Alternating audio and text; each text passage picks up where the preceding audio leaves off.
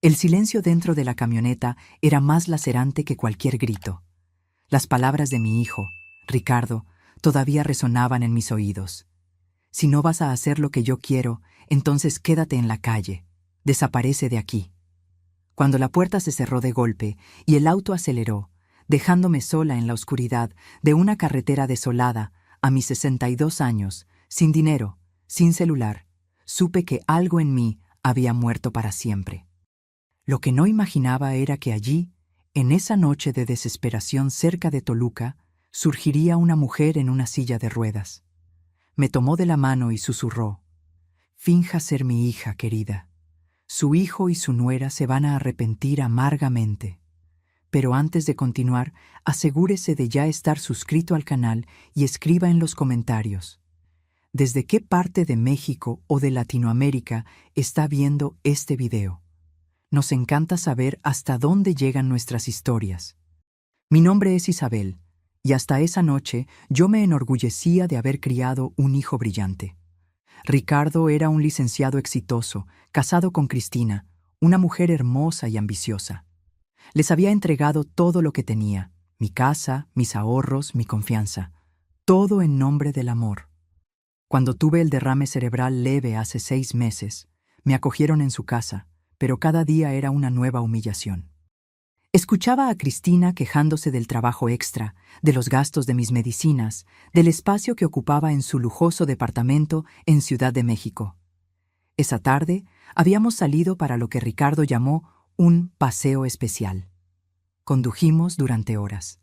Yo estaba confundida, pero feliz de salir de la casa después de semanas de confinamiento. Cuando empezó a llover, entramos en una discusión sobre el testamento, que Ricardo insistía en que modificara, dejándole todo a él y nada a mi sobrina Jimena, que siempre cuidó de mí. «¿No entiende, madre? Soy yo quien la cuida ahora», me gritó. Cuando me negué, el auto se detuvo bruscamente a la orilla de una carretera secundaria, muy al estilo de las que rodean el Nevado de Toluca. «Bájese», ordenó Cristina desde el asiento del copiloto sin siquiera voltear a verme. «Pero... está lloviendo, hijo. ¿Dónde estamos? O firma los documentos o se baja aquí mismo. Estamos hartos de sus ingratitudes», respondió Ricardo con una frialdad que jamás le había visto en los ojos. Cuando intenté argumentar, él simplemente salió del auto, abrió la puerta trasera y me jaló del brazo. Caí en el lodo, mis piernas demasiado débiles para sostenerme. La lluvia se mezclaba con mis lágrimas mientras veía a mi propio hijo y a su esposa abandonarme, acelerando en la oscuridad sin mirar atrás. Me quedé allí, sentada en el fango, las gotas heladas escurriendo por mi rostro arrugado. El cielo oscuro parecía desplomarse sobre mí. No había casas cerca, solo una carretera mal iluminada y el ruido de la lluvia. La bolsa que estaba en el auto contenía mis documentos, medicinas y el poco dinero que aún tenía. Todo se había ido. Intenté levantarme, pero mi cuerpo temblaba de frío y miedo. Mis rodillas cedieron y volví al suelo. Fue entonces cuando oí el ruido de ruedas sobre el asfalto mojado. Pensé que era Ricardo volviendo arrepentido, pero cuando volteé vi una silueta diferente emergiendo de la niebla. Era una señora mayor en una silla de ruedas eléctrica, protegida por un impermeable transparente. Detrás de ella, un hombre alto sostenía un paraguas enorme. Se detuvo frente a mí, sus ojos penetrantes fijos en mi rostro desolado. «Fue su hijo, ¿verdad?», preguntó con una voz firme que contrastaba con su cuerpo frágil. No pude responder. Solo asentí con la cabeza mientras las lágrimas seguían cayendo. «Venga conmigo», me dijo. «Finja que es mi hija. Su hijo y su nuera se van a arrepentir amargamente de lo que hicieron hoy». «¿Quién es usted? ¿Cómo sabe?», balbuceé confundida y asustada. Ella sonrió, una sonrisa que combinaba sabiduría y determinación. «Mi nombre es Beatriz Rulfo, y reconozco un abandono cuando lo veo. Venga, antes de que le dé una pulmonía». El hombre que la acompañaba se acercó, extendiendo su mano para ayudarme. Dudé por un momento, pero ¿qué tenía que perder? Estaba sola, sin dinero, sin documentos, sin medicinas, abandonada bajo la lluvia. Acepté la mano extendida y él me ayudó a levantarme. Este es Jorge, mi asistente, explicó Beatriz. Mi auto está justo ahí, va a estar bien ahora. Mientras Jorge me guiaba hacia un auto negro estacionado a pocos metros, miré a Beatriz y vi algo en sus ojos que me causó un escalofrío. No era solo bondad, era una determinación férrea, como si supiera exactamente lo que estaba haciendo y por qué. No tenía idea de que aquella noche marcaría el inicio de una transformación tan profunda en mi vida, ni que aquella mujer misteriosa en su silla de ruedas guardaba secretos que cambiarían para siempre mi comprensión sobre la familia, la venganza y, sobre todo, sobre mí misma. El interior del auto era lujoso y cálido, un contraste chocante con el lodo y la lluvia que me cubrían. Jorge me acomodó una manta sobre mis piernas temblorosas mientras Beatriz me observaba con una intensidad desconcertante. ¿A dónde vamos?, pregunté. Mi voz aún temblaba. A mi casa, respondió Beatriz. No se preocupe, estará a salvo allí. Miré por la ventana, viendo cómo la carretera desolada desaparecía mientras seguíamos por un camino que yo no conocía.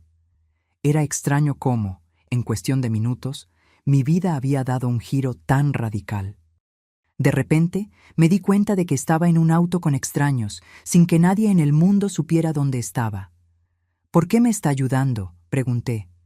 Porque sé lo que se siente, dijo ella simplemente. Sé lo que es ser desechada por quien debería protegerte. Jorge mantenía los ojos en la carretera, impasible, mientras el auto atravesaba la tormenta. Después de unos 30 minutos, giramos en un camino privado que subía por una colina. Cuando los faros iluminaron lo que había delante, mi respiración se detuvo. Era una imponente mansión estilo hacienda con grandes ventanales y una entrada majestuosa. El tipo de lugar que se ve en las películas ambientadas en Jalisco, no en la vida real. Jorge estacionó bajo una elegante marquesina y salió para abrir la puerta a Beatriz, activando el mecanismo que bajaba la plataforma para su silla de ruedas. «Vamos a entrar», me dijo. «Hay ropa seca esperándola y una habitación preparada».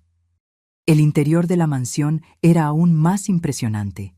Pisos de mármol, candelabros de cristal, muebles antiguos que parecían tener historias que contar.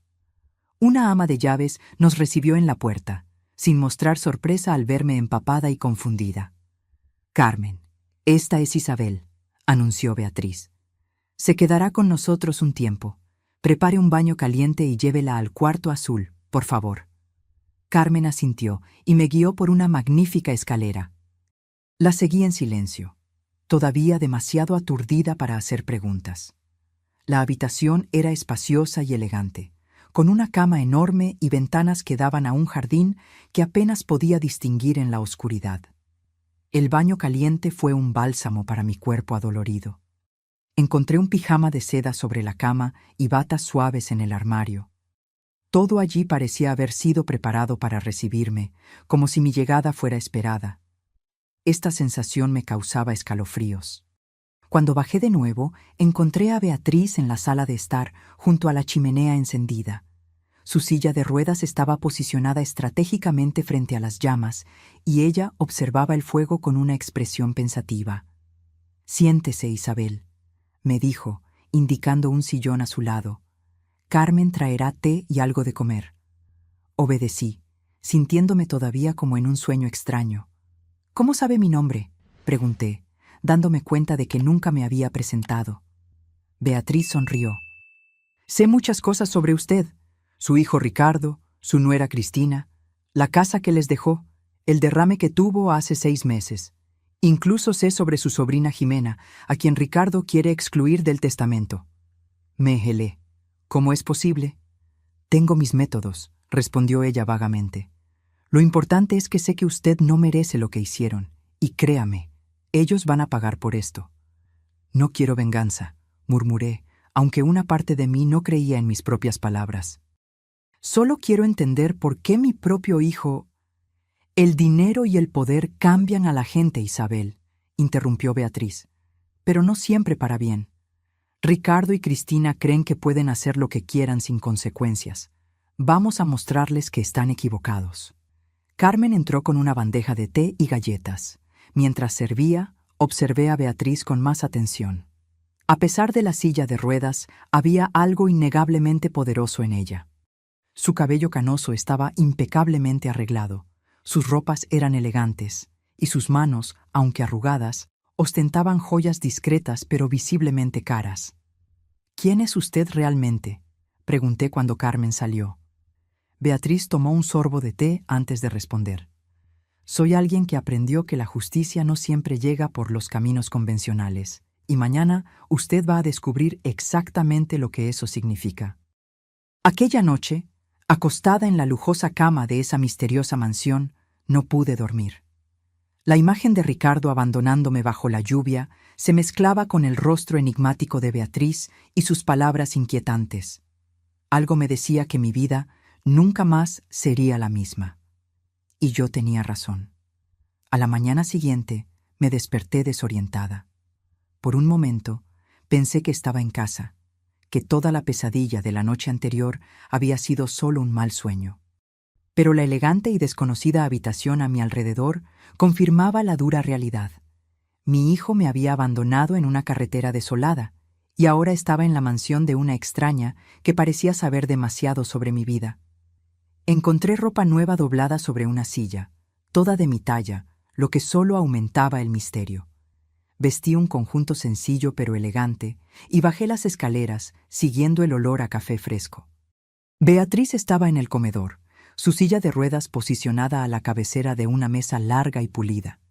Jorge estaba de pie detrás de ella, como una sombra silenciosa y vigilante.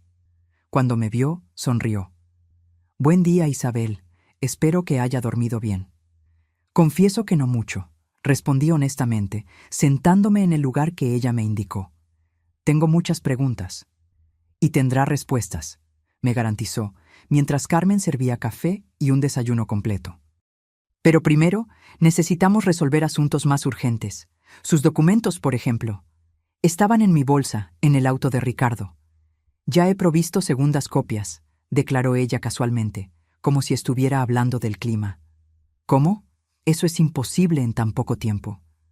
Ella sonrió de nuevo, esa sonrisa misteriosa que comenzaba a inquietarme. «Tengo conexiones y dinero, dos cosas que facilitan mucho la vida, Isabel». La observé con más atención mientras comíamos. Había algo familiar en ella, aunque estaba segura de que nunca la había visto antes.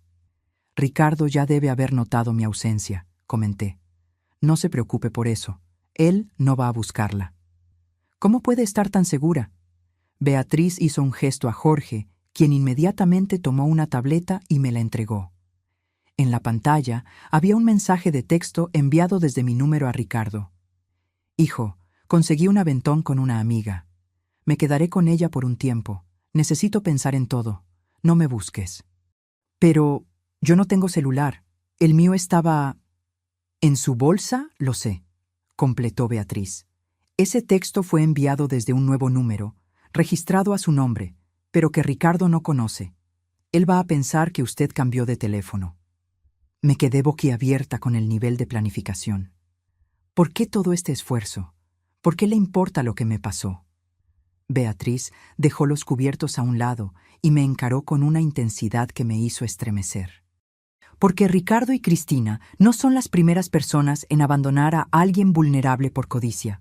Y juré que, mientras viviera, usaría mis recursos para asegurar que personas como ellos enfrentaran las consecuencias de sus actos». Después del café, Beatriz me invitó a un paseo por los jardines de la mansión. Jorge empujaba su silla de ruedas mientras yo caminaba a su lado, todavía asimilando todo lo que estaba sucediendo. El jardín era un espectáculo aparte, con rosales perfumados, fuentes ornamentadas y estatuas de mármol. Nos detuvimos bajo un elegante mirador, donde Beatriz despidió a Jorge con un gesto. «Isabel», comenzó ella cuando estábamos solas, «hay algo que necesito mostrarle». Sacó del bolsillo un pequeño control remoto y presionó un botón. Para mi sorpresa, un panel se deslizó en el piso del mirador, revelando una pantalla digital incrustada. Con otro botón, la pantalla se encendió, mostrando una imagen que reconocí al instante. la casa donde yo vivía con Ricardo y Cristina. ¿Qué es esto?, pregunté, alarmada. Tengo cámaras instaladas en varios puntos estratégicos alrededor de su casa, explicó ella con calma. Mire. La imagen cambió, mostrando a Ricardo y Cristina en la sala de estar. No había sonido, pero era claro que estaban discutiendo. Ricardo parecía nervioso, pasándose las manos por el cabello repetidamente, mientras Cristina gesticulaba con rabia. «Están discutiendo sobre usted», dijo Beatriz. «Cristina está preocupada de que usted pueda haber ido a la policía. Ricardo está asegurando que no lo haría, que usted siempre fue demasiado débil para confrontarlos». Sentí un dolor profundo al ver a mi hijo hablar de mí de esa forma, incluso sin escuchar sus palabras. ¿Cómo podía conocerme tan poco? «¿Por qué me muestra esto?», pregunté, sintiendo que se formaban lágrimas. «Para que usted entienda con quién está tratando. Ellos no están arrepentidos, Isabel. Solo están preocupados por las consecuencias para ellos mismos». La imagen cambió de nuevo, mostrando a Ricardo en el estudio, al teléfono. Parecía agitado. «Ahora está hablando con su abogado», explicó Beatriz. «Está preguntando qué sucede con su herencia si usted desaparece por tiempo suficiente para ser declarada muerta». Sentí que mi corazón se encogía. ¿Mi hijo está planeando mi muerte? No exactamente, pero está explorando opciones para beneficiarse de su ausencia. Cerré los ojos, incapaz de seguir viendo. ¿Por qué hace esto? ¿Por qué le importa tanto mi situación? Beatriz apagó la pantalla y el panel volvió a cerrarse en el piso del mirador. Por un largo momento, permaneció en silencio, mirando los jardines con una expresión distante. «Hace 20 años», comenzó ella finalmente, «yo era una mujer muy diferente, sana, activa, con una carrera prometedora como juez. Tenía un único hijo, Eduardo, y una nuera ambiciosa, Gabriela». Su voz tembló ligeramente, la primera demostración de vulnerabilidad que yo veía en ella. «Cuando sufrí un accidente que me dejó parapléjica, me acogieron en su casa. Al principio todo parecía bien. Pero poco a poco comenzaron los comentarios, las quejas, las humillaciones. Exactamente como le pasó a usted». Sentí un escalofrío al darme cuenta de las similitudes entre nuestras historias. Una noche, después de una discusión sobre dinero, me llevaron a un paseo. Eduardo detuvo el auto en un área aislada y me abandonó allí, en mi silla de ruedas, sin teléfono, sin dinero, sin nada. «Dios mío», murmuré horrorizada. Me quedé horas en ese lugar, hasta que una pareja me encontró y llamó a la policía. Cuando me rescataron, tomé una decisión. Nunca más sería una víctima, y usaría todo lo que tenía, mi conocimiento jurídico, mis conexiones, mi dinero, para vengarme y para ayudar a otras personas en la misma situación. «¿Y qué pasó con su hijo?», pregunté, temerosa de la respuesta. Una sonrisa sombría se formó en sus labios. «Eduardo y Gabriela lo perdieron todo, absolutamente todo. Tardé años, pero logré probar que habían desviado dinero de la empresa donde trabajaban. Él fue arrestado, ella lo abandonó. Cuando Eduardo salió de la cárcel, era un hombre destrozado, sin dinero, sin esposa, sin futuro. El modo en que hablaba, sin demostrar remordimiento alguno, me asustó. ¿Y no sintió pena? Era su hijo. Dejó de ser mi hijo en el momento en que me dejó para morir en esa carretera», respondió ella fríamente. «Desde entonces, he ayudado a otras mujeres como nosotras, Isabel. Mujeres traicionadas por aquellos que debían protegerlas». «¿Y qué planea hacer con Ricardo y Cristina?», pregunté, mi corazón disparado. «Lo mismo», respondió ella simplemente. «Voy a arruinarlos completamente, a menos que usted me pida que me detenga». La miré confundida. ¿Por qué me daría esa elección? Porque la venganza debe ser una elección consciente, Isabel. No quiero que me culpe más tarde, cuando se dé cuenta de la extensión de lo que voy a hacer. Usted necesita decidir. ¿Quiere que su hijo y su nuera paguen por lo que hicieron o prefiere simplemente seguir adelante? Miré los jardines inmaculados a nuestro alrededor, tratando de procesar todo lo que había descubierto. Una parte de mí quería gritar, «¡No, deténgase!», proteger a Ricardo a pesar de todo.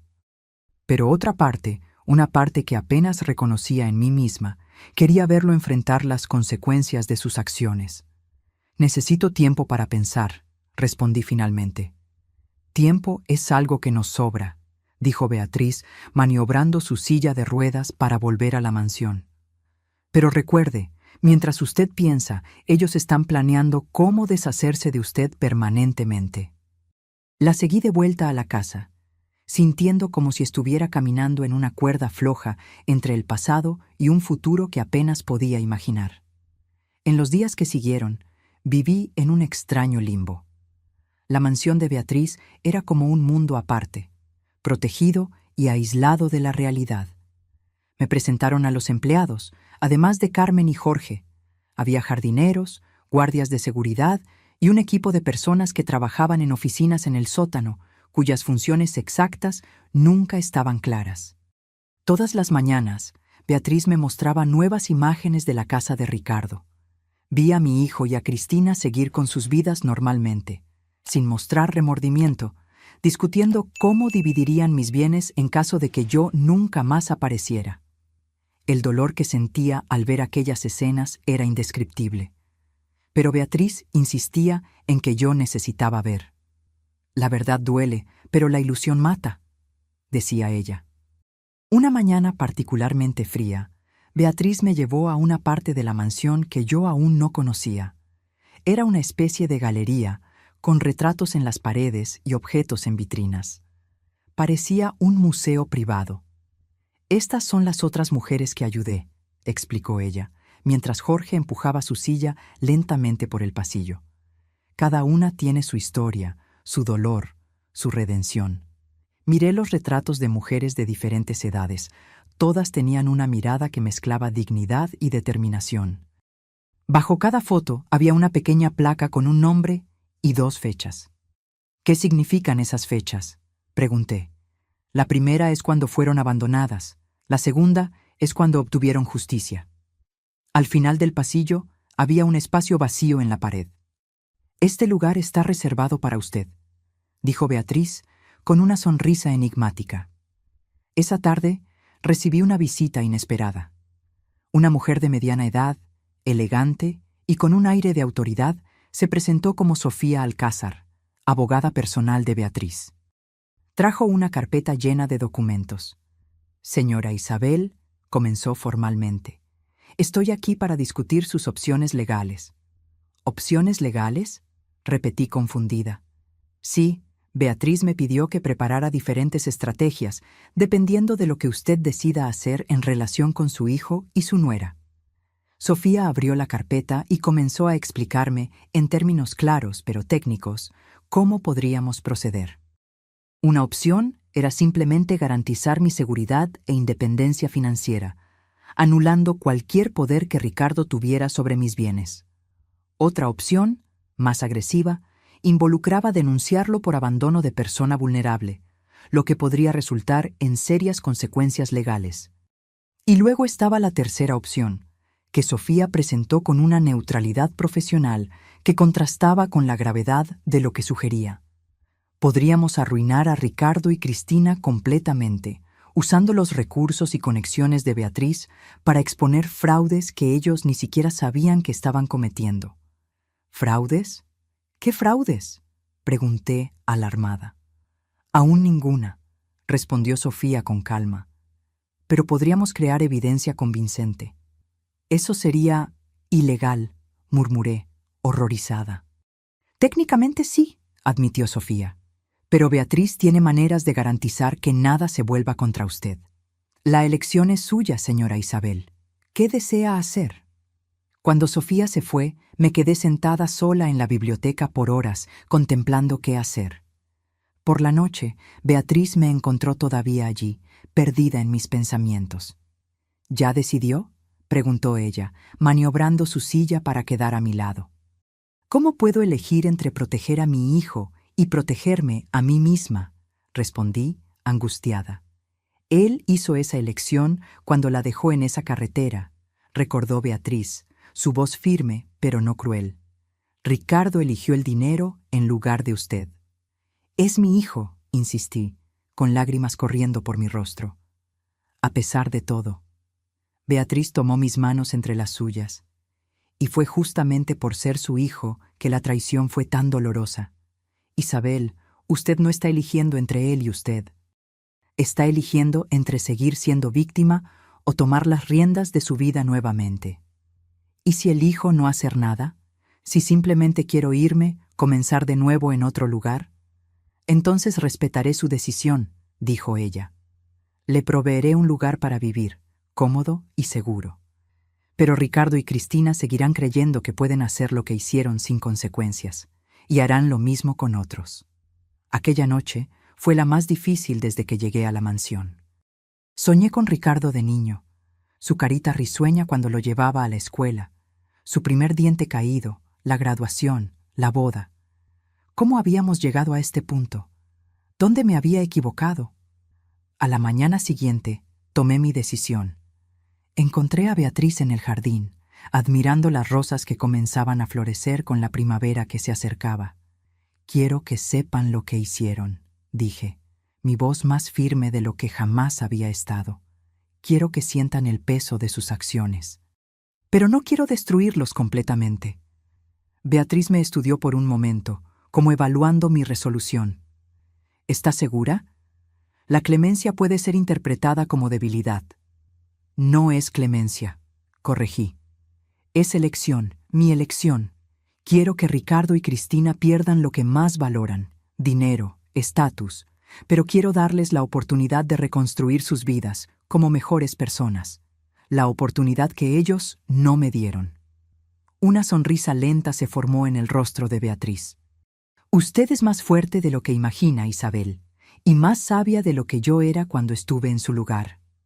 Esa misma tarde, Sofía regresó con nuevos documentos. El plan era simple, pero ingenioso. Revelaríamos que Ricardo había cometido negligencia profesional en algunos casos, lo suficiente para manchar su reputación y hacer que perdiera clientes importantes, pero no para que fuera encarcelado o inhabilitado de la abogacía. En cuanto a Cristina, descubriríamos y expondríamos algunas manipulaciones contables que ella hacía en la empresa donde trabajaba. De nuevo, lo suficiente para un descenso de puesto y pérdida de prestigio, pero no para un despido. ¿Y la casa?, preguntó Sofía. Técnicamente, todavía es suya. La quiero de vuelta, respondí sin dudar. No para vivir, sino para venderla y donar el dinero a instituciones que ayudan a adultos mayores abandonados. Beatriz asintió con aprobación. Una elección excelente. ¿Y dónde planea vivir? Esa era una pregunta para la que yo no tenía respuesta. No sé. Tal vez alquile un departamento pequeño, algo que pueda mantener con mi pensión. Tengo una propuesta mejor, dijo Beatriz. Quédese aquí. Conviértase en parte de lo que construí.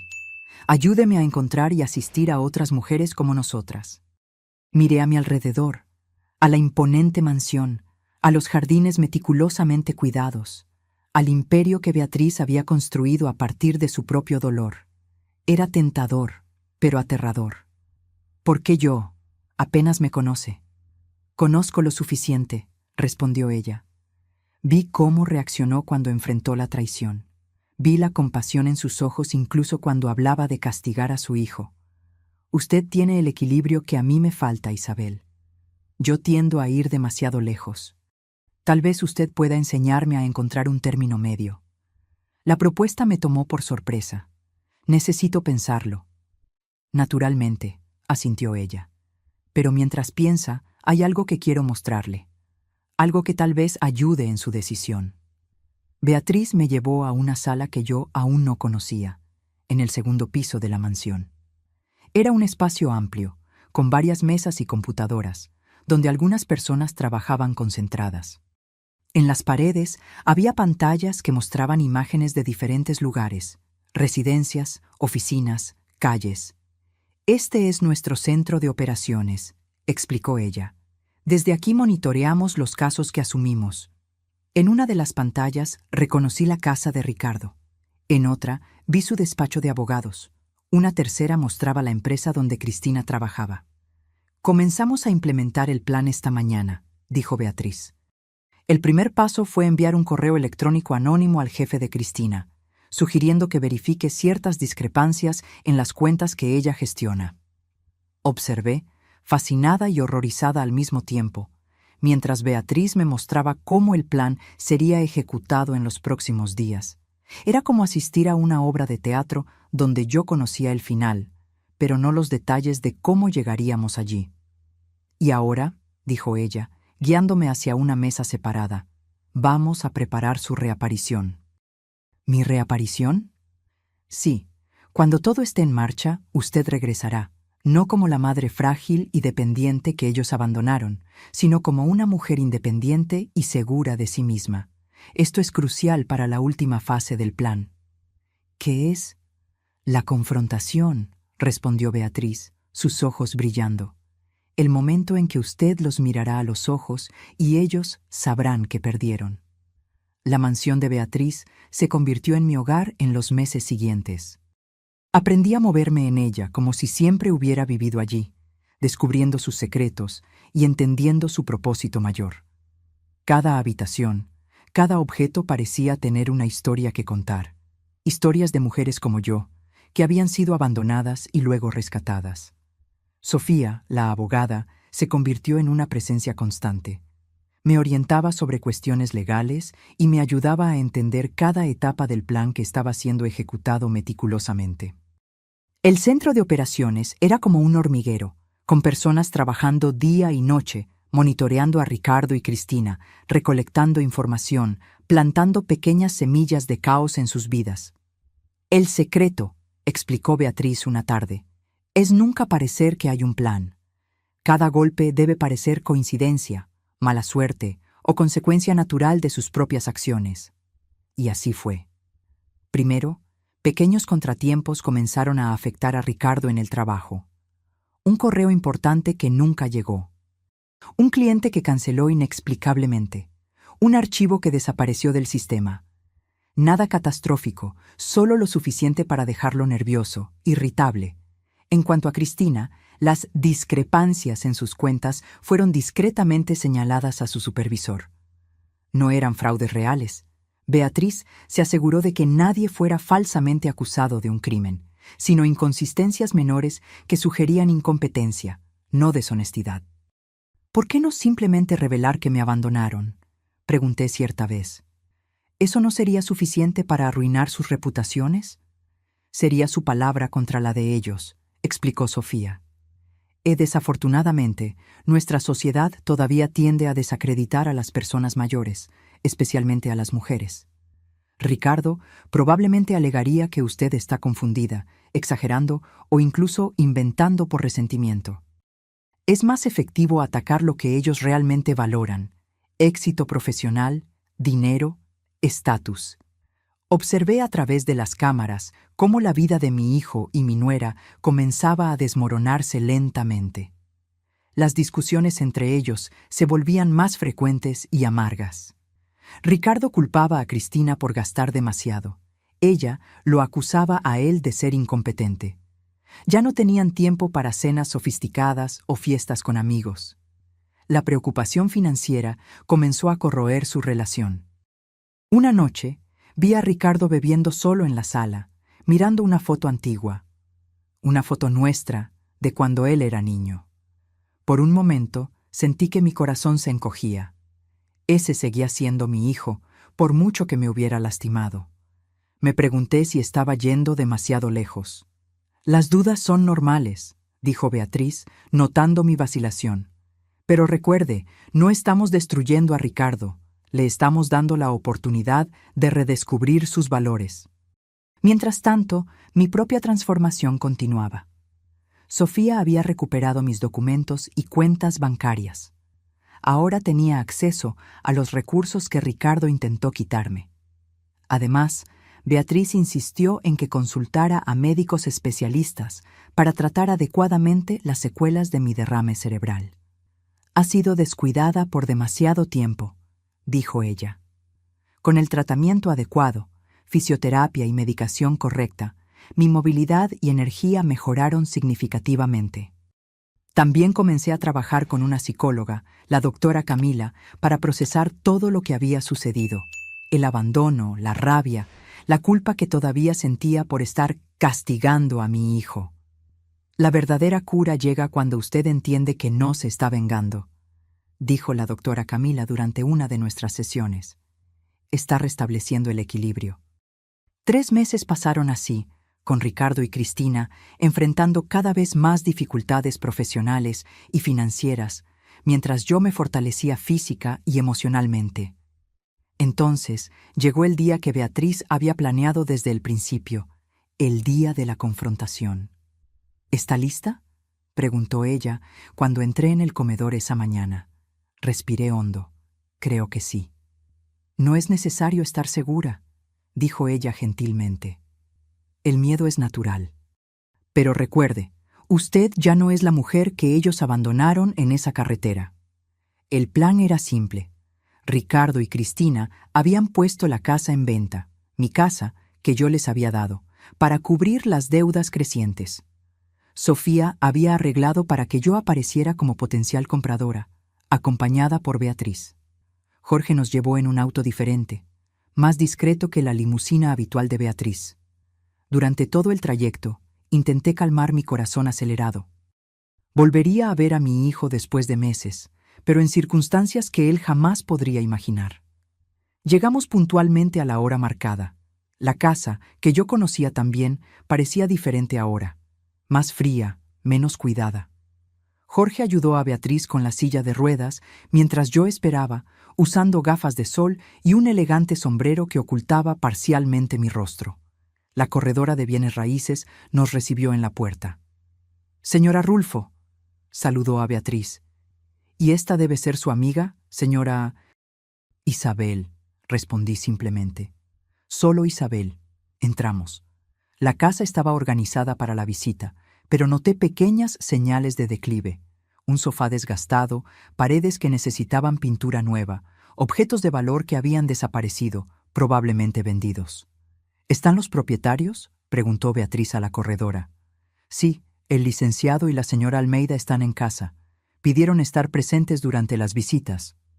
Mi corazón se aceleró aún más cuando oí pasos acercándose. Y entonces allí estaba él, Ricardo, mi hijo, más delgado y con profundas ojeras, pero aún con ese andar confiado que había heredado de su padre. A su lado, Cristina, tensa y claramente estresada. «Buen día», dijo Ricardo, extendiendo su mano a Beatriz primero. «Ricardo Almeida, y esta es mi esposa, Cristina». «Beatriz Rulfo», respondió ella, aceptando el apretón de manos. «Y esta es mi amiga que está interesada en la casa». Ricardo se volteó hacia mí, con su sonrisa profesional ya en el rostro, listo para convencerme de comprar. Pero cuando me quité las gafas, la sonrisa se congeló. Sus ojos se abrieron en reconocimiento y shock. «¿Madre?», susurró, el rostro palideciendo. Cristina, que estaba a su lado, dejó escapar un pequeño grito. «No es posible». «Hola, Ricardo», dije, mi voz sorprendentemente firme. «Cristina, veo que están vendiendo mi casa». El silencio que siguió fue denso, cargado de tensión. La corredora, dándose cuenta de que algo estaba mal, murmuró una excusa y discretamente se alejó a otra sala. «¿Qué? ¿Cómo? ¿Dónde ha estado?», balbuceó Ricardo, todavía en shock. «¿Eso importa?», pregunté, manteniendo la calma. Después de que me abandonó en esa carretera, bajo la lluvia, pensé que había dejado bien claro que no le importaba mi paradero. No fue exactamente así. Intentó argumentar, lanzando una mirada desesperada a Cristina, que permanecía paralizada. «Fue exactamente así», corregí. «Me dejó para morir, Ricardo, su propio hijo». «Estábamos estresados», intervino Cristina, recuperando la voz. «Usted sabe lo difícil que ha sido cuidarla desde el derrame cerebral. No teníamos la intención de dejarme sola, sin dinero, sin documentos, sin mis medicinas», completé. «Qué extraño, porque fue exactamente lo que hicieron». Ricardo dio un paso en mi dirección, su rostro una mezcla de miedo y cálculo. Siempre el abogado, tratando de evaluar la situación, encontrar una salida. Mamá, la buscamos, mintió descaradamente. Estábamos desesperados, volvimos a ese lugar, pero usted ya se había ido. Pensamos que tal vez había conseguido un aventón, y luego recibimos su mensaje diciendo que estaba con una amiga. ¿Qué mensaje?, pregunté, fingiendo confusión. Mi teléfono estaba en el auto, con ustedes. Ricardo palideció aún más. Beatriz, que había observado la escena en silencio, decidió intervenir. Licenciado Almeida, dijo ella, con la autoridad de quien pasó años como juez. Ahórrenos las mentiras. Sabemos exactamente lo que sucedió esa noche. Tenemos testigos, tenemos evidencia. Y también sabemos lo que hicieron después. O mejor dicho, lo que no hicieron. No buscaron a Isabel. No fueron a la policía. En su lugar, comenzaron a planear cómo dividirían sus bienes si ella nunca más aparecía. Ricardo se tambaleó como si hubiera recibido un golpe. ¿Quién es usted? ¿Qué quiere de nosotros? Soy alguien que sabe reconocer un abandono cuando lo ve, respondió Beatriz, repitiendo las mismas palabras que me había dicho aquella noche fatídica. ¿Y qué quiero? Justicia. Fue entonces cuando Sofía entró en la sala, llevando una carpeta. No la habíamos visto entrar, pero claramente estaba esperando el momento oportuno. Ricardo y Cristina Almeida, dijo formalmente. Soy Sofía Alcázar, abogada de la señora Isabel Almeida. Estoy aquí para informarles que, como titulares de esta propiedad, están siendo desalojados. Además, tenemos en mano evidencia suficiente para un proceso penal por abandono de persona vulnerable, además de intento de apropiación indebida de bienes. Cristina comenzó a llorar, no lágrimas de arrepentimiento, sino de pánico. Ricardo, por otro lado, intentó recomponerse, el abogado en él tomando el control. Esto es ridículo, protestó. No pueden probar nada, es su palabra contra la nuestra. Sofía sonrió fríamente. No es solo su palabra, tenemos testigos que los vieron abandonándola en esa carretera. Tenemos registros de que ustedes no reportaron su desaparición.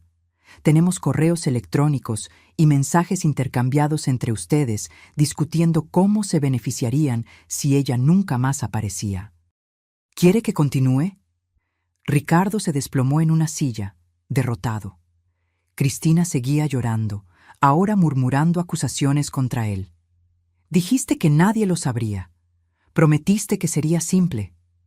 Observé la escena con una mezcla de emociones. Tristeza por la familia que había perdido, alivio por finalmente enfrentar la verdad, una extraña sensación de poder por estar en control de la situación. Pero principalmente sentí lástima. Lástima por el hombre desesperado delante de mí, que un día fue el niño que amé más que a nada en el mundo. No quiero que vayan a la cárcel, dije, sorprendiendo a todos, incluso a mí misma. No quiero destruir sus vidas completamente. Ricardo levantó el rostro, confundido. Entonces, ¿qué quiere? Quiero mi casa de vuelta, quiero mis bienes de vuelta, quiero que admitan lo que hicieron, no solo a mí, sino a ustedes mismos. Y quiero que entiendan lo que casi perdieron para siempre, la oportunidad de ser mejores personas. Beatriz me miró con una mezcla de sorpresa y admiración. Este no era exactamente el plan que habíamos discutido. Yo debería ser implacable, dejarlos enfrentar todas las consecuencias. Pero en ese momento, mirando a mi hijo destruido, decidí que la verdadera justicia no estaba en la destrucción total, sino en la oportunidad de redención. Sofía, llamé, ¿cuáles serían los términos de un acuerdo? La abogada, profesional como siempre, rápidamente presentó las condiciones.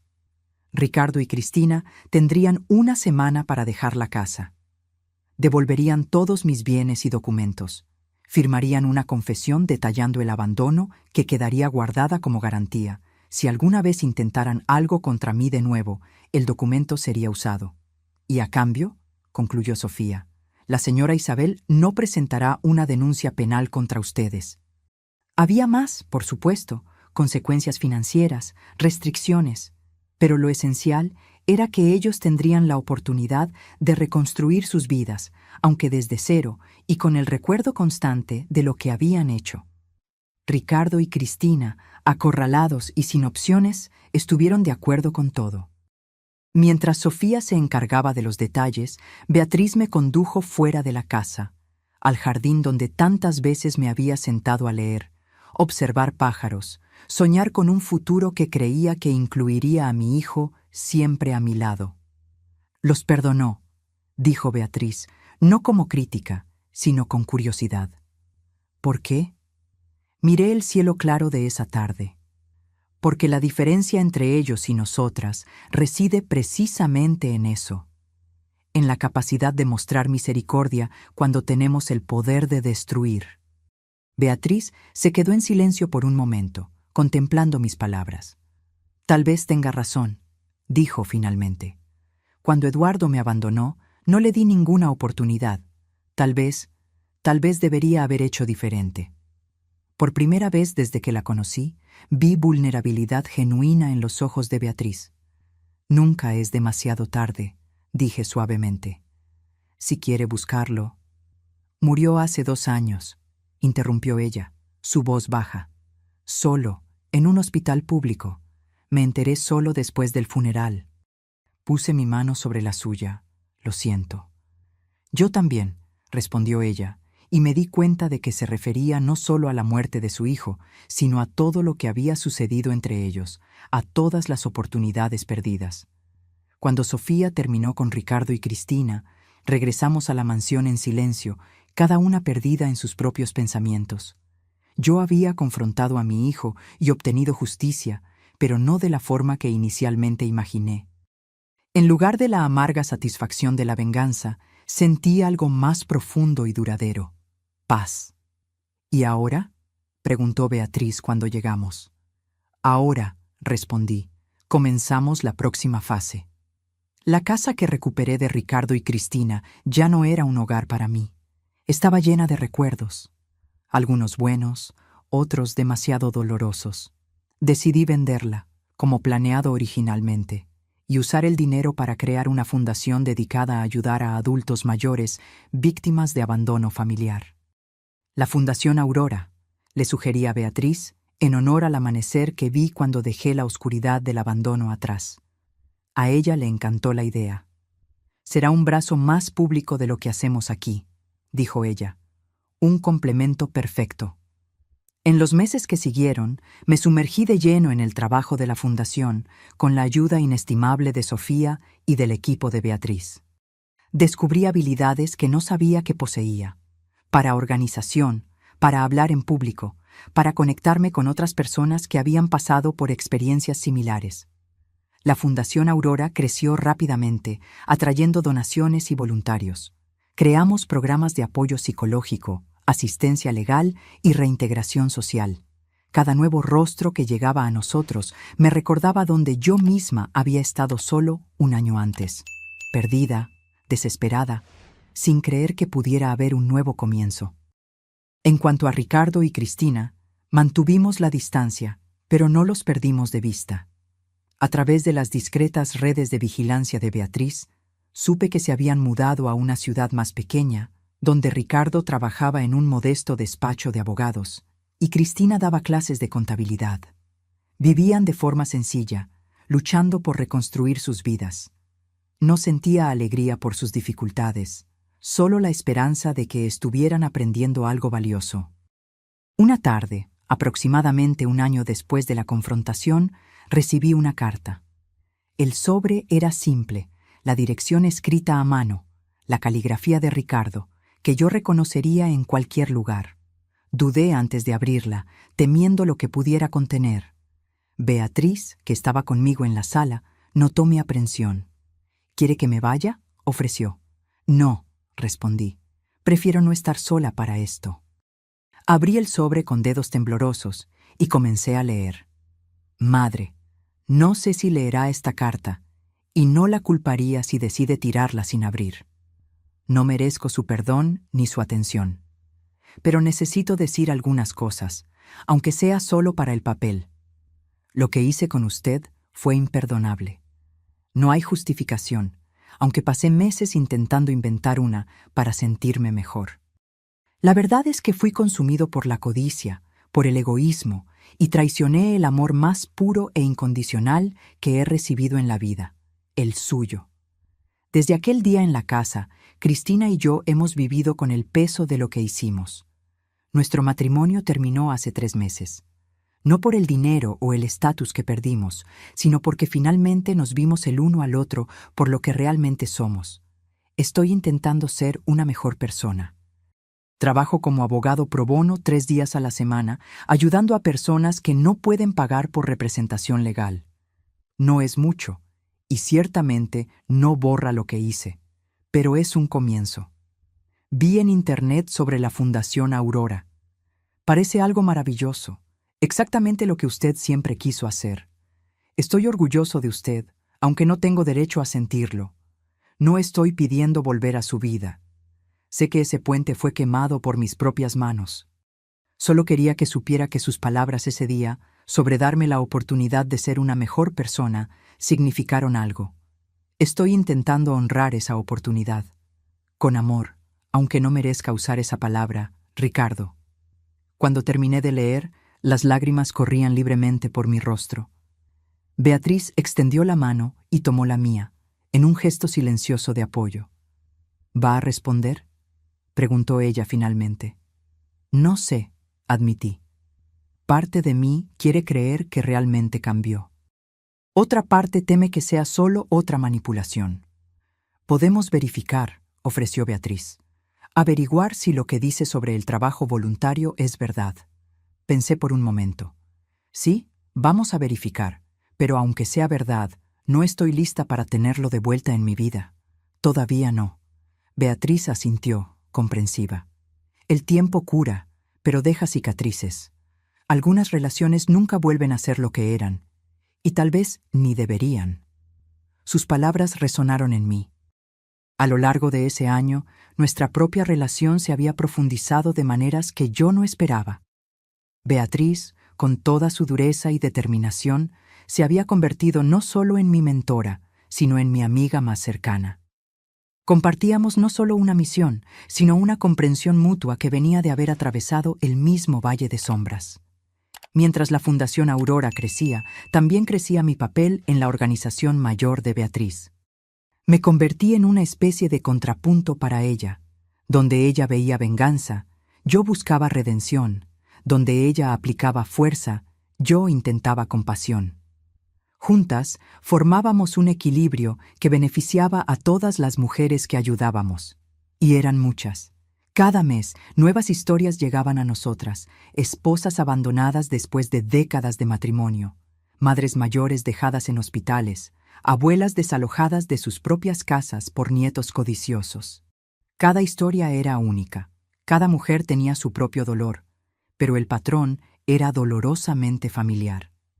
¿Cómo puede haber tanta crueldad en el mundo?, le pregunté cierta noche a Beatriz, después de escuchar un caso particularmente chocante.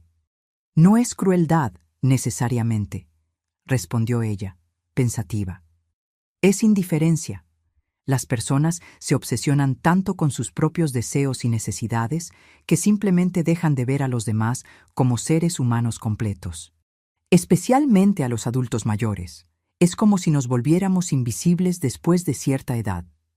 Pero estamos cambiando eso, afirmé, con una convicción que crecía cada día. Una mujer a la vez. Una tarde de otoño, 2 años después de mi rescate, Beatriz me llamó a su oficina privada, un lugar donde rara vez recibía a alguien. Era un cuarto austero, con un gran escritorio de roble, paredes cubiertas de libros y, sorprendentemente, ninguna tecnología a la vista. Isabel, comenzó ella, con una seriedad inusual incluso para ella, necesito discutir algo importante con usted. Me senté en la silla frente a la suya, preocupada por su tono. ¿Qué sucedió? Mi salud está empeorando, dijo ella directamente, sin rodeos. Los médicos me dan como máximo 1 año. La noticia me golpeó como un puñetazo. Beatriz, a pesar de la silla de ruedas, siempre me pareció indestructible. Una fuerza de la naturaleza, inquebrantable y eterna. No, protesté. Debe haber tratamientos, especialistas. Ya consulté a los mejores, interrumpió ella gentilmente. Es degenerativo e irreversible. He estado lidiando con esto por más tiempo de lo que usted imagina. Se formaron lágrimas en mis ojos. ¿Por qué no me lo dijo antes? Porque usted ya tenía mucho con qué lidiar, y porque yo misma estaba en negación. Ella sonrió, una sonrisa frágil pero genuina. Pero no es por eso que la llamé aquí. La llamé porque necesito que usted tome el control. ¿El control? De todo esto, ella hizo un gesto amplio, indicando no solo la oficina, sino la mansión entera, la organización que había construido. Quiero que sea mi sucesora, Isabel. Me quedé sin palabras. La responsabilidad era inmensa. No solo la mansión y sus recursos, sino la red de personas que dependían de nosotras, las mujeres que aún no habíamos encontrado y rescatado. No sé si puedo, admití finalmente. Usted construyó todo esto desde cero. Yo soy solo. Usted es exactamente quien debe continuar, interrumpió Beatriz firmemente. Usted trae lo que siempre faltó en mi enfoque. Equilibrio, compasión, la capacidad de ver más allá del dolor hacia la posibilidad de la cura. Esta organización necesita eso para sobrevivir a largo plazo. Abrió un cajón y sacó una carpeta gruesa. Aquí está todo. Documentos legales, cuentas bancarias, contactos, información sobre cada caso actual. Sofía ya está al tanto y ayudará en la transición. Tomé la carpeta con manos temblorosas. ¿Y si fallo? No lo hará, respondió ella con una confianza inquebrantable. ¿Recuerda aquella noche, bajo la lluvia, cuando la encontré? Le dije que su hijo y su nuera se arrepentirían amargamente. Y se arrepintieron, ¿no es así? Pero no de la manera que yo planeaba originalmente. Fue su influencia la que trajo la posibilidad de redención a la ecuación. Se acercó y tomó mis manos entre las suyas. Aquella noche cambió 2 vidas, Isabel. La suya, obviamente, pero también la mía. Usted me enseñó que la justicia no tiene que significar destrucción total, que hay fuerza en la misericordia. Es esa lección la que quiero que continúe después de que yo me vaya. En los meses siguientes, trabajamos codo a codo para preparar la transición. Beatriz me enseñó todo sobre el funcionamiento interno de la organización, los contactos, los métodos, los recursos. A medida que su salud se deterioraba, yo asumía más y más responsabilidades, siempre con su consejo y orientación. Era doloroso verla debilitarse, aquella mujer que me había salvado con tanta fuerza y determinación. Pero incluso en sus días más difíciles, su mente permanecía afilada como una cuchilla, y su voluntad indomable. 6 meses después de nuestra conversación en la oficina, Beatriz falleció pacíficamente mientras dormía. Estaba preparada, por supuesto. Todos los arreglos habían sido hechos, todos los documentos firmados, pero nada podía prepararme para el dolor de la pérdida, para el vacío que su ausencia dejó en la mansión, en la organización, en mi vida. El funeral fue discreto, como ella quería. Solo las personas más cercanas, yo, Sofía, Jorge, Carmen y algunos otros empleados de mucho tiempo. No había familiares. Beatriz había sobrevivido a todos. Después de la ceremonia, encontré en mi habitación un sobre con mi nombre, escrito a mano por Beatriz. Dentro había una carta y una pequeña llave dorada. Isabel, si está leyendo esto, ya no estoy aquí. No se ponga triste. Viví exactamente el tiempo que necesitaba vivir e hice exactamente lo que necesitaba hacer, incluyendo encontrarla. La llave que le envío abre una pequeña caja en el fondo del segundo cajón de mi escritorio. Dentro encontrará algo que siempre quise darle, pero nunca encontré el momento adecuado. Recuerde, lo que construí no fue solo una organización de venganza, sino un santuario para mujeres que el mundo intentó borrar. Continúe ese trabajo, pero hágalo a su manera. La compasión que usted trae es lo que faltaba en mi enfoque. Y por último, un consejo. Nunca se olvide de aquella noche bajo la lluvia, de la mujer que usted era y de la mujer en que se convirtió. Hay poder en esa transformación. un poder que continuará mucho después de que todos nos hayamos ido. Con amor, Beatriz. Con lágrimas en los ojos, fui a su oficina y abrí el cajón indicado. Allí encontré una pequeña caja de madera tallada. La llave encajó perfectamente, y cuando la giré, la tapa se abrió con un suave clic. Dentro había una fotografía antigua, en blanco y negro, de dos jóvenes sonriendo a la cámara. La volteé y leí la inscripción en el reverso. Beatriz y Elisa, 1965. Junto a la foto había un broche de plata en forma de aurora, rayos de sol naciendo en el horizonte. Reconocí inmediatamente el rostro de la otra mujer en la foto. Era mi madre, Elisa, que había fallecido hace más de 10 años.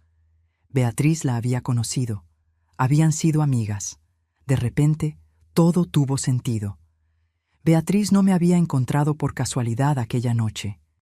Me había buscado, tal vez observado por algún tiempo, esperando el momento oportuno, o el momento más desesperado, para intervenir. Coloqué el broche sobre mi corazón, sintiendo una conexión que trascendía el tiempo, uniendo 3 generaciones de mujeres: mi madre, Beatriz y yo.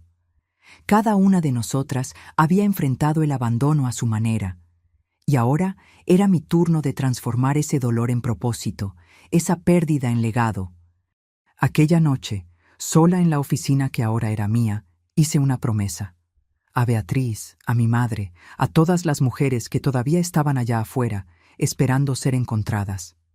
Yo continuaría. 5 años han pasado desde la muerte de Beatriz. La mansión permanece como era, imponente y acogedora al mismo tiempo, pero su propósito se expandió de maneras que tal vez ni siquiera ella pudo prever. La Fundación Aurora se convirtió en una organización reconocida a nivel nacional, con filiales en 3 estados. Ya no trabajamos en las sombras. Aunque ciertas operaciones todavía requieren discreción, la mayor parte de nuestro trabajo ahora ocurre a la luz del día, con el apoyo de autoridades, otras organizaciones e incluso de políticos que comparten nuestra misión. Transformé parte de la mansión en un refugio permanente para mujeres mayores que no tienen a dónde ir.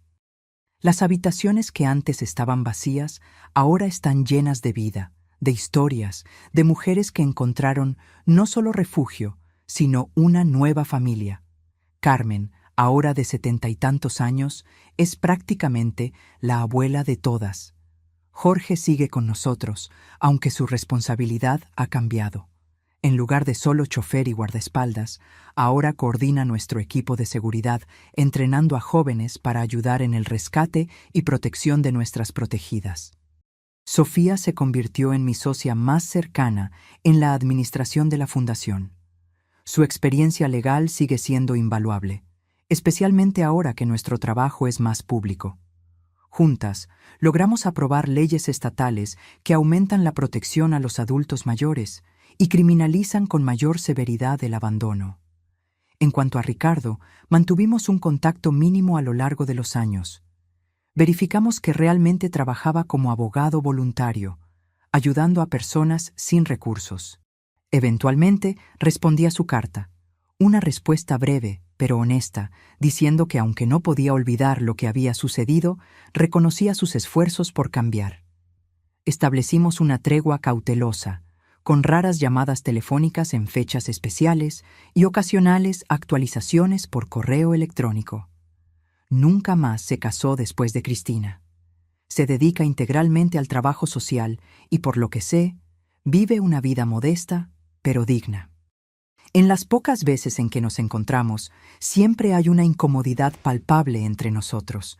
Las cicatrices del pasado son demasiado profundas para desaparecer por completo. Pero también hay un respeto mutuo, aunque distante, que tal vez sea lo máximo que podamos esperar.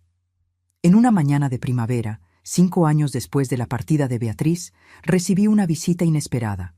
Una mujer joven, no más de 30 años, apareció en los portones de la mansión pidiendo hablar conmigo. Mi nombre es Diana Rulfo, se presentó ella cuando la recibí en la biblioteca. Beatriz Rulfo era mi abuela. La revelación me chocó. Beatriz nunca mencionó tener nietos. Ella no sabía de mí, explicó Diana. Mi padre era Eduardo, su hijo. Él nunca le contó sobre mi existencia, y yo solo supe de ella después de que él murió. Diana tenía los mismos ojos penetrantes de Beatriz, la misma postura decidida. Me contó cómo encontró diarios y documentos entre las pertenencias de su padre después de su muerte, revelando la compleja historia entre él y Beatriz, culminando en el abandono que cambió la vida de ella para siempre. Pasé años intentando unir las piezas, dijo ella. Descubrí sobre la Fundación Aurora a través de un reportaje. Cuando vi su foto y leí sobre el trabajo que hacen, supe que había encontrado el legado de mi abuela. Le ofrecí a Diana una taza de té, el mismo té que Beatriz adoraba, mientras absorbía la revelación. ¿Su padre nunca habló de Beatriz? Solo al final de su vida, cuando estaba muy enfermo. Hablaba de una mujer fuerte que había construido un imperio a partir de la nada, y cómo él había cometido el mayor error de su vida al abandonarla.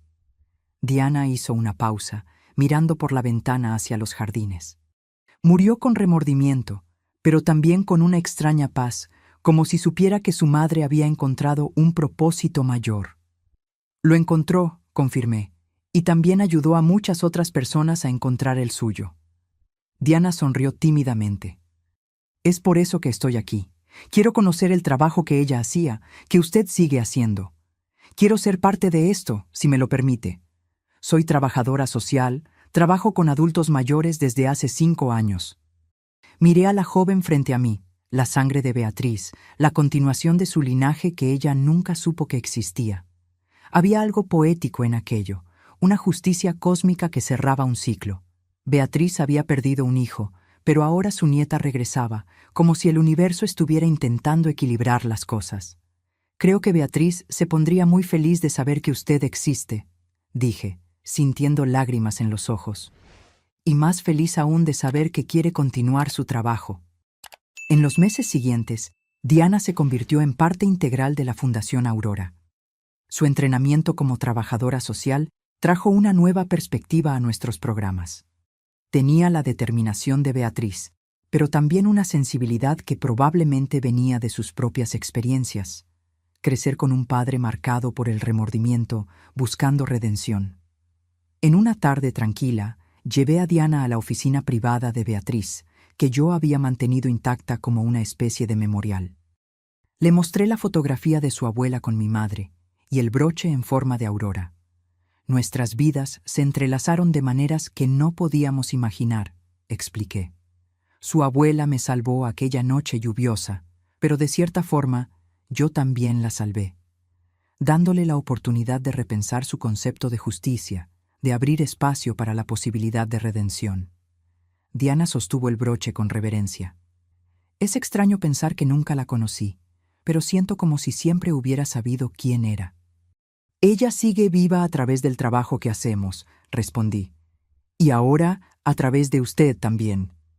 Fue Diana quien sugirió la expansión que transformaría la Fundación Aurora de nuevo.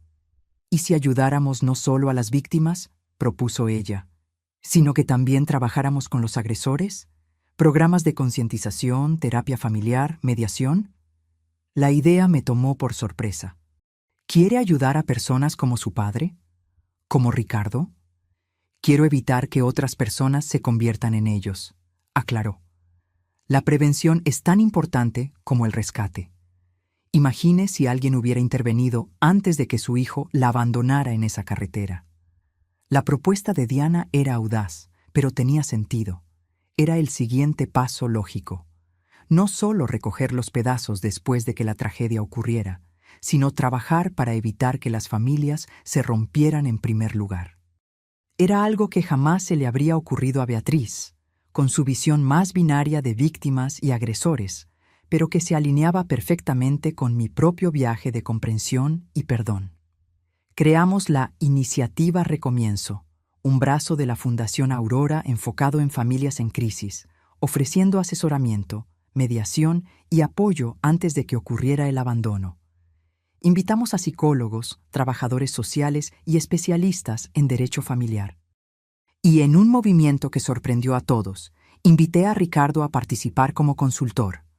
¿Por qué?, preguntó Diana cuando le conté mi plan. ¿Después de todo lo que él hizo? Justamente por eso, respondí. Ricardo vivió los dos lados de esta historia.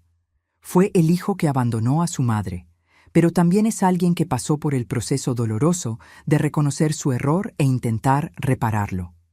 Su experiencia es valiosa. El primer encuentro entre Ricardo y yo en las instalaciones de la fundación fue tenso y emocionalmente cargado. Parecía mayor de sus 50 años, con el cabello completamente canoso y líneas profundas de preocupación en el rostro. Cuando lo presenté a Diana y le expliqué quién era ella, vi algo en sus ojos. Una mezcla de reconocimiento y tal vez envidia, por ella haber tenido el coraje de buscar una conexión que él había destruido. ¿Por qué está haciendo esto?, me preguntó Ricardo cuando nos quedamos a solas. ¿Por qué darme esta oportunidad? Porque creo que las personas pueden cambiar, respondí honestamente. No completamente, tal vez, no hasta el punto de borrar el pasado, pero lo suficiente para crear un futuro diferente. Él asintió, luchando visiblemente contra las lágrimas. No merezco su generosidad. No se trata de merecer, dije yo. Se trata de elección, mi elección, y la suya también, si decide aceptar. Ricardo aceptó, y su trabajo en la iniciativa Recomienzo se reveló sorprendentemente valioso. Su habilidad para hablar con familias en crisis, especialmente con hijos adultos abrumados por el cuidado de padres mayores, venía de un lugar de comprensión genuina. Él conocía la desesperación, la frustración, los pensamientos sombríos que podían llevar a alguien a considerar el abandono como solución. No estoy aquí para juzgarlos, decía en los grupos de apoyo. Estoy aquí porque ya estuve en el lugar más oscuro posible y puedo decir con certeza, hay un camino de vuelta. A medida que el programa crecía, comencé a notar algo fascinante. La presencia de Diana y Ricardo en la misma organización creaba un extraño paralelo con la historia original de Beatriz y Eduardo. Era como si el universo nos diera una segunda oportunidad, no para borrar el pasado, sino para reescribirlo con un final diferente. Cierta noche, después de un día particularmente intenso en la fundación, me encontré sola en el jardín, sentada en el mismo mirador donde Beatriz me había mostrado las imágenes de Ricardo y Cristina tantos años atrás. La luz de la luna iluminaba los rosales y el perfume de las flores llenaba el aire. «Espero que esté orgullosa», murmuré al cielo estrellado, imaginando que tal vez, de alguna forma, Beatriz pudiera escuchar. Transformamos su legado en algo aún mayor de lo que usted imaginó. Una brisa suave acarició mi rostro, meciendo suavemente las rosas. Por un momento, tuve la sensación distintiva de no estar sola, como si una presencia familiar y afectuosa estuviera a mi lado, asintiendo en silenciosa aprobación. Recordé la noche en que todo comenzó, la lluvia implacable, el abandono cruel, la figura misteriosa surgiendo de la oscuridad en su silla de ruedas. Finja que es mi hija. Su hijo y su nuera se van a arrepentir amargamente. Beatriz tenía razón, pero no de la manera que había imaginado inicialmente.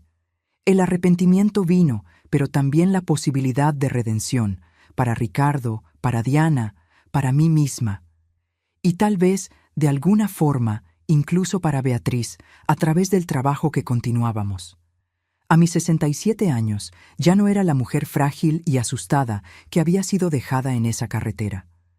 Encontré una fuerza interior que ni sabía que poseía, una capacidad de transformar el dolor en propósito, el abandono en conexión. Y lo más importante, descubrí que nunca es demasiado tarde para empezar de nuevo. Incluso después de la peor de las traiciones, incluso en las noches más oscuras. Cuando volví dentro de la mansión, las luces del vestíbulo principal iluminaban los retratos en la pared. Ya no solo las mujeres que Beatriz había ayudado, sino también aquellas que acogimos desde entonces. Decenas de rostros, decenas de historias, decenas de renacimientos. Entre ellos había un retrato especial, Beatriz en su silla de ruedas, con su mirada determinada y ligeramente austera. Debajo de él había un nuevo retrato, recientemente añadido, yo misma, sentada en una silla similar a la suya, pero con una sonrisa más suave. Diana había insistido en añadir mi foto a la galería. «Usted también es parte de esta historia», argumentó ella. «Tal vez la parte más importante». Toqué el broche en forma de aurora que siempre usaba, el mismo que encontré en la caja de Beatriz. Simbolizaba todo lo que habíamos construido juntas, la promesa de un nuevo amanecer después de la más oscura de las noches. El timbre de la puerta principal sonó, sacándome de mis pensamientos. Era tarde para visitas, pero en la Fundación Aurora las emergencias no tenían horario. Carmen vino a encontrarme en el vestíbulo, luciendo ligeramente perturbada. «Señora Isabel, disculpe molestarla a esta hora, pero hay alguien...» Antes de que pudiera terminar, una joven entró, sosteniendo a una señora mayor que apenas podía mantenerse en pie. La joven tenía el rostro marcado por lágrimas y agotamiento. La adulta mayor parecía desorientada y asustada. «Por favor», dijo la joven, su voz temblaba. «Los encontramos a través del sitio web de la fundación. Mi abuela... Mis padres la dejaron en una gasolinera. Dijeron que iban al baño y nunca volvieron. Esto fue hace 3 días». Me acerqué a la señora mayor, tomando sus manos temblorosas entre las mías. Sus ojos, nublados por la catarata y la confusión, se encontraron con los míos. «Está todo bien ahora», dije suavemente, sintiendo el eco de las palabras de Beatriz aquella noche lluviosa. «Usted está a salvo aquí». La señora apretó mis manos con una fuerza sorprendente, como si yo fuera su última esperanza en el mundo. Y en ese momento, entendí con claridad cristalina el verdadero propósito de todo lo que habíamos construido. No era solo sobre justicia o venganza o incluso redención. Era sobre crear un lugar donde el ciclo de abandono pudiera finalmente ser roto. «Carmen, prepare el cuarto azul», instruí, todavía sosteniendo las manos de la señora. «Jorge, llame a la doctora Jimena para un examen completo. Diana debe ser notificada por la mañana». Mientras el equipo se movilizaba con la eficiencia que se había convertido en nuestra marca, guié a la señora mayor a la sala de estar, donde la chimenea siempre permanecía encendida en las noches frías. «¿Cómo se llama?», pregunté gentilmente. «Luisa», respondió ella, su voz casi un susurro. «Luisa Valdés». «Bienvenida a la Casa Aurora, señora Luisa», dije, ayudándola a acomodarse en un sillón confortable cerca del fuego. «Su historia termina aquí, y una nueva comienza». Mientras la observaba aceptando una taza de té caliente de las manos de Carmen, pensé en cómo la vida se mueve en círculos. Beatriz me había encontrado cuando yo estaba en mi momento más vulnerable, al igual que yo ahora encontraba a Luisa. Ricardo me había abandonado, al igual que los hijos de Luisa la abandonaron. Pero la diferencia crucial era que ahora existía un lugar para interrumpir ese ciclo, para transformar el abandono en un nuevo comienzo. La Casa Aurora continuaría mucho después de que yo me fuera, al igual que había continuado después de Beatriz. Diana asumiría mi lugar algún día, tal vez con la ayuda de Ricardo, uniendo finalmente los cabos sueltos de una historia que comenzó con dolor, pero que no necesitaba terminar así. Miré por la ventana hacia la noche estrellada y silenciosamente agradecía a aquella mujer misteriosa en su silla de ruedas, que había aparecido de la nada en una carretera desolada y cambiado el curso de tantas vidas, comenzando por la mía. «Tenía razón, Beatriz», murmuré. «Ellos se arrepintieron amargamente, pero lo que no previó es que el arrepentimiento puede ser el comienzo de la cura. El tiempo, como aprendí, es un maestro paciente». 10 años han pasado desde que Beatriz me encontró en esa carretera oscura y 8 desde que ella partió. A mis 72 años, veo el mundo con una claridad que solo la edad y la experiencia pueden traer. Mi cuerpo puede estar más frágil, pero mi mente y mi espíritu están más fuertes que nunca. La Fundación Aurora floreció más allá de las expectativas más optimistas. Ahora tenemos 12 casas refugio en todo el país, cada una siguiendo el modelo que comenzó en esa mansión. Diana asumió la dirección ejecutiva hace 3 años, permitiendo que yo me alejara gradualmente de las operaciones diarias.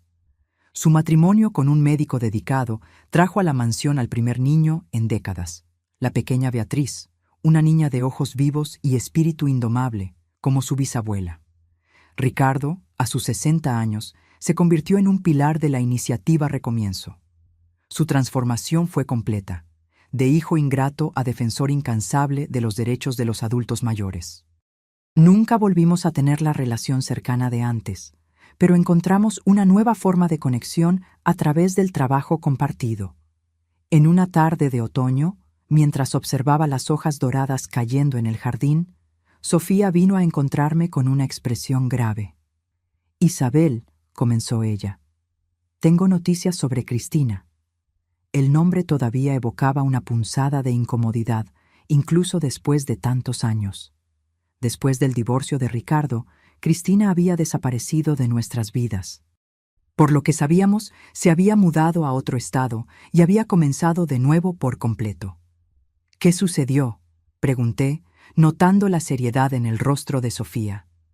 «Está en el hospital municipal, cáncer en etapa terminal, sin familia, sin amigos, sin recursos». La ironía de la situación no se me escapó. «¿Cuánto tiempo le queda?». «Semanas, tal vez menos», respondió Sofía. «Ella pidió específicamente hablar con usted». Fue una sorpresa para la trabajadora social del hospital, que nos contactó cuando Cristina mencionó su nombre. Me quedé en silencio por un largo momento, contemplando el extraño giro del destino.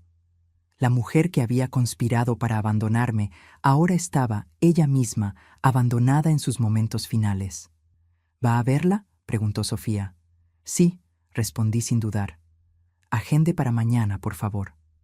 Cuando le conté a Diana sobre la visita planeada, se perturbó visiblemente. ¿Después de todo lo que ella hizo? ¿Por qué tomarse la molestia? Porque algunas lecciones solo pueden aprenderse cuando miramos a los ojos de nuestro pasado, respondí.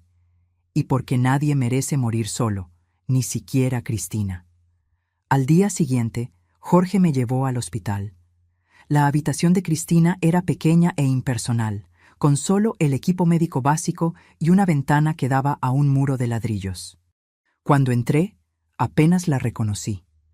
La mujer hermosa y arrogante que conocí había sido reducida a una figura frágil y amarillenta en la cama. Sus ojos, sin embargo, todavía tenían un brillo de reconocimiento cuando me vio. Intentó sentarse, pero la debilidad se lo impidió. «Isabel», susurró, su voz ronca, «usted vino». «Vine», respondí, sentándome en la única silla al lado de la cama. «Sofía me dijo que usted quería hablar conmigo». Cristina asintió, cerrando los ojos brevemente como si reuniera fuerzas. «Necesito decirle algo antes de irme». Esperé mientras ella tosía, su cuerpo flaco temblando con el esfuerzo. Finalmente continuó. «Fue idea mía», confesó, mirándome directamente por primera vez. «Abandonarla en esa carretera». Ricardo dudó, pero yo insistí. Dije que era la única manera de asegurar que tendríamos todo. La confesión no me sorprendió, pero aún así sentí una punzada de dolor al escuchar la confirmación. «¿Por qué?», pregunté, no con rabia, sino con genuina curiosidad. «Codicia», respondió simplemente, «y miedo. Miedo de terminar como mi propia madre, que murió en la pobreza, dependiendo de extraños. Pensé que si teníamos su casa, su dinero, estaríamos seguros». Soltó una risa amarga que se transformó en otra crisis de tos. Qué ironía, ¿verdad? Terminé exactamente como temía, sola, sin nada, dependiendo de la caridad ajena. Miré alrededor de la habitación estéril y sentí una mezcla de emociones. Lástima, pero también una extraña sensación de cierre. «No vine aquí para juzgarla, Cristina», dije finalmente. «Vine porque usted lo pidió». Ella extendió una mano temblorosa en mi dirección. Dudé por un momento antes de tomarla entre las mías. Su piel estaba fría y seca como papel. «Quería pedir perdón», dijo, lágrimas corriendo por sus mejillas hundidas. «No porque lo merezca, sino porque necesito decirlo antes de irme. Lo que hicimos, lo que yo hice, fue imperdonable». El silencio llenó la habitación mientras yo consideraba sus palabras. Años atrás, habría sido imposible para mí ofrecer perdón a esta mujer. Pero el tiempo y la experiencia me habían enseñado lecciones que la joven Isabel jamás podría comprender. «La perdono, Cristina», dije finalmente, sorprendiéndonos a ambas con la sinceridad en mi voz. No porque lo que hizo fue aceptable, sino porque el perdón me libera tanto como a usted. Lágrimas de alivio escurrieron por su rostro. «Gracias», susurró. «Hay una cosa más que necesito pedir». «¿Qué?» «No quiero morir aquí», dijo mirando las paredes impersonales. «Sola, en un lugar frío como este». Entendí inmediatamente lo que estaba pidiendo. Era una petición audaz, considerando nuestro pasado, pero también profundamente humana. «Voy a hablar con los médicos», dije, levantándome. «Si su estado permite el traslado, puede pasar sus últimos días en la Casa Aurora». La sorpresa y el alivio en su rostro fueron palpables. «¿Por qué?», preguntó, haciendo eco de mi propia pregunta de momentos atrás. «¿Por qué haría esto por mí?». «Porque la Casa Aurora existe precisamente para personas que han sido abandonadas», respondí. «Y porque, independientemente de lo que hizo en el pasado, creo que todos merecen dignidad al final». 3 días después, Cristina fue trasladada a la Casa Aurora. Diana protestó inicialmente, pero terminó aceptando mi decisión. Ricardo, sorprendentemente, me apoyó desde el principio. «Se está muriendo, madre», dijo él simplemente. «La venganza ya no tiene sentido en este punto». Instalamos a Cristina en una habitación ventilada con vista al jardín. En los días que siguieron, vi la sorpresa en sus ojos cada vez que recibía un cuidado gentil, una palabra amable. Era como si estuviera experimentando por primera vez la generosidad sin condiciones, precisamente de las personas que tenían más razones para odiarla. Una semana después de su llegada, me llamó a su habitación. Estaba visiblemente más débil, la respiración laboriosa, los ojos hundidos en órbitas oscuras. «Necesito preguntar», dijo con dificultad. «Aquella mujer en una silla de ruedas, la que la encontró esa noche, ¿quién era?». La pregunta me tomó por sorpresa. «¿Por qué quieres saber?». «Porque en los últimos días he soñado con ella», respondió Cristina. «En mis sueños me observa no con rabia, sino con comprensión, como si supiera algo que yo todavía no entiendo». Me senté al lado de su cama, ajustando la almohada para que respirara mejor. Su nombre era Beatriz Rulfo. Era una exjuez que dedicó su vida a ayudar a mujeres que habían sido abandonadas, como yo, como ella misma lo fue una vez. Los ojos de Cristina se abrieron ligeramente. «Ella también fue...». «Sí», confirmé. «Por su propio hijo, en circunstancias parecidas a las mías». «¿Y qué pasó con su hijo?». Dudé, considerando si debía contar toda la historia. Él sufrió las consecuencias de sus acciones, lo perdió todo, y eventualmente murió solo, sin haberse reconciliado jamás con su madre. Cristina cerró los ojos, absorbiendo la información. «Pero conmigo y Ricardo fue diferente», murmuró. «Ustedes nos dieron una oportunidad de redención». «Sí», estuve de acuerdo. Esa fue mi elección, y la de Ricardo. Una leve sonrisa tocó sus labios pálidos. «Gracias por esa última lección, Isabel, por mostrarme que hay otro camino además de la retribución». 2 días después, Cristina falleció pacíficamente mientras dormía. Ricardo estaba a su lado, no como exmarido, sino como compañero humano en su viaje final. Organizamos un funeral sencillo pero digno. Para mi sorpresa, varias residentes de la Casa Aurora asistieron, mujeres que habían conocido a Cristina solo en sus últimos días, pero que entendían, tal vez mejor que nadie, el valor de un final compasivo. Después del funeral, Diana me encontró en el jardín, sentada en mi lugar favorito cerca de los rosales. Se sentó a mi lado en silencio por un tiempo antes de hablar. Nunca entendí completamente por qué la abuela eligió el nombre Aurora para todo esto, dijo finalmente. Pero creo que ahora lo entiendo. ¿Ah, sí?, pregunté curiosa. La aurora viene después de la noche más oscura, explicó ella. No es solo el fin de la oscuridad, sino el anuncio de un nuevo comienzo. Lo que usted hizo por Cristina me mostró que ese nuevo comienzo es posible incluso en los momentos finales de una vida. Sonreí, conmovida por su comprensión. Beatriz se habría sentido orgullosa de usted. De las dos, corrigió Diana. Usted completó lo que ella comenzó, Isabel. Transformó un proyecto de justicia en una misión de cura.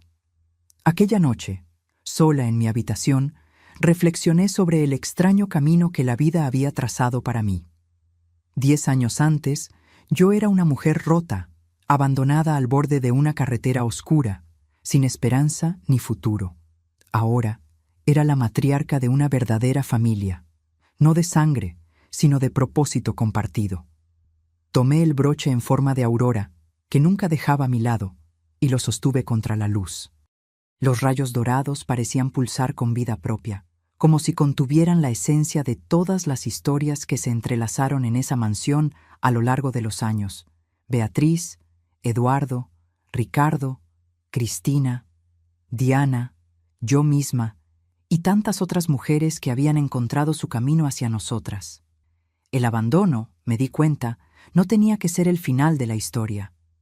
Podría ser, paradójicamente, el inicio de algo nuevo, una oportunidad para descubrir una fuerza interior que tal vez nunca supimos poseer. Para Beatriz, ese descubrimiento la llevó a crear un imperio de justicia. Para mí, condujo a una misión de compasión y cura. Y para las futuras generaciones, para Diana, para la pequeña Beatriz, para todas las mujeres que aún cruzarían los portones de la Casa Aurora, tal vez significara la oportunidad de romper el ciclo por completo, de crear un mundo donde ninguna mujer necesitara temer ser desechada cuando ya no fuera considerada útil o conveniente. Mientras el sueño me envolvía, tuve una visión clara de Beatriz, no en su silla de ruedas, sino de pie, fuerte y altiva como debió haber sido antes del accidente. A su lado estaba mi madre, Elisa, ambas sonriendo con aprobación, y entre ellas una figura que reconocí como Eduardo, el hijo perdido de Beatriz, finalmente reconciliado con su madre en la paz que trasciende esta vida. Hiciste bien, parecían decir. Completaste el círculo. Me desperté con el primer rayo de sol entrando por la ventana. Un nuevo día, un nuevo comienzo.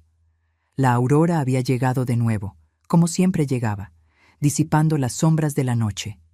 Y yo estaba lista para recibirla, agradecida por la carretera sinuosa que me trajo hasta aquí, incluso con todos sus dolores y desafíos. Porque al final entendí la lección más profunda que Beatriz me había enseñado aquella noche lluviosa. A veces es precisamente en el momento en que somos abandonados que descubrimos quiénes somos realmente y de qué somos capaces. Y ese descubrimiento puede cambiar no solo nuestra propia vida, sino la vida de generaciones enteras. Ahora, si le gustó esta historia, haga clic en suscribirse y dígame en los comentarios qué parte la dejó con la boca abierta. Y no olvide hacerse miembro para tener acceso a videos exclusivos que no publico aquí. La espero allí.